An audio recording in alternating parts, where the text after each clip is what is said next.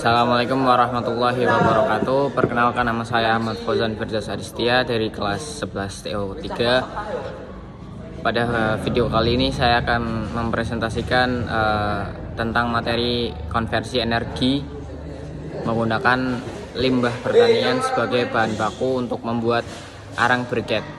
Arang briket merupakan salah satu energi terbarukan yang dihasilkan melalui proses pirolisis. Proses pengkarangan briket dapat dilakukan dengan langkah-langkah yang sesuai dengan di bawah ini. Satu, yaitu penyediaan bahan baku. Bahan baku arang briket seperti tempurung kelapa, kayu bakar, kulit durian, sekam, kulit kakao atau bahan organik lainnya yang ada di sekitar. Dipotong kecil-kecil untuk pengeringan. Pengeringan dilakukan dengan mengekspos bahan pada sinar matahari untuk memperoleh bahan kering agar pirolisis dapat berjalan dengan sempurna. Pirolisis adalah proses pembakaran tanpa oksigen atau karbonisasi untuk menghasilkan karbon atau arang. Jika ada oksigen, pembakaran menghasilkan abu. Proses ini ditunggu pirolisis, yaitu tabung tertutup dengan lubang pengeluaran asap.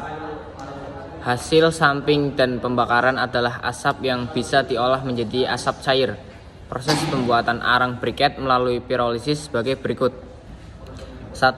Bahan arang kering penuh. Hanya membiarkan lubang keluar asap terbuka. 2. Nyalakan api tungku dan pastikan tetap menyala. Asap pekat keluar dari lubang asap dan disalurkan melalui pipa untuk diolah menjadi asap cair.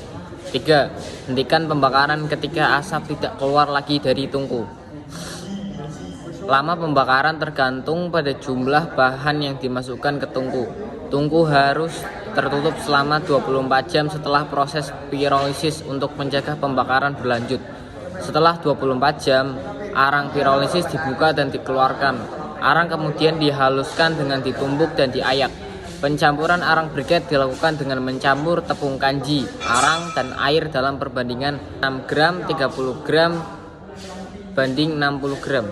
Tepung arang dicampur dalam kanji kental untuk membuat adonan arang briket yang siap dicetak. Cetak arang briket menggunakan alat dan cetakan manual dari pipa paralon atau bambu sesuai ukuran yang diinginkan. Langkah pencetakan arang briket dilakukan dengan memasukkan adonan ke dalam pencetak, kemudian dipres atau dikempa untuk meningkatkan kepadatan. Setelah adonan telah padat, arang briket dapat dikeluarkan dari cetakan. Adonan dapat dicetak dengan berbagai bentuk sesuai keinginan dan tujuan penggunaan. 6. Arang briket yang telah dicetak perlu dikeringkan dengan penjempuran atau pengering buatan karena masih mengandung kadar air yang tinggi. 7. Kelebihan arang briket antara lain sebagai berikut. 1. Ramah lingkungan. 2. Dapat digunakan sebagai bahan pengganti bakar fosil yang tidak dapat diproduksi secara berulang. Dan 3. Digunakan untuk sebagai bahan bakar kompor untuk keperluan memasak di rumah tangga. Nah, lalu kita akan membahas tentang K3.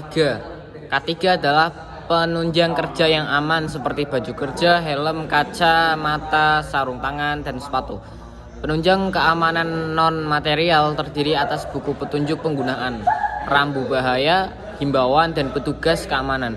Kesehatan kerja bertujuan untuk menjaga kesehatan pekerja, baik secara fisik, mental, dan sosial, melalui pencegahan dan pengobatan terhadap penyakit dan gangguan yang disebabkan oleh pekerjaan dan lingkungan kerja.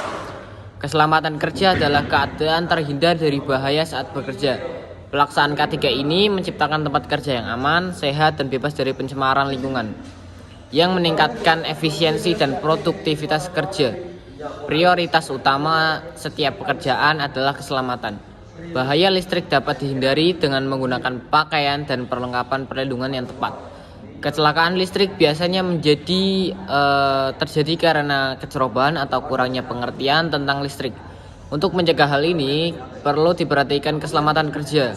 Hal-hal yang perlu diperhatikan adalah sebagai berikut. 1. Tingkatkan sikap tanggung jawab terhadap keselamatan diri. 2. Jaga kebersihan area kerja dan kotoran atau material. 3. Hindari penggunaan logam, cincin bekerja dengan rangkaian listrik ketika bekerja dengan rangkaian listrik. 4. Ikat atau potong rambut panjang saat bekerja dengan mesin. 5. Gunakan peralatan atau perlindungan diri seperti kacamata, pelindung tangan, sarung tangan, helm, safety shoes atau sepatu safety. earplug, pakaian kerja yang tidak terlalu longgar, dan masker untuk melindungi saluran pernafasan. Peralatan perlindungan diri atau APD. Sekian saya kira cukup presentasi dari saya. Mohon maaf kalau ada kekurangan ketika saya menyampaikan materi tadi. Selebihnya saya minta maaf. Wassalamualaikum warahmatullahi wabarakatuh.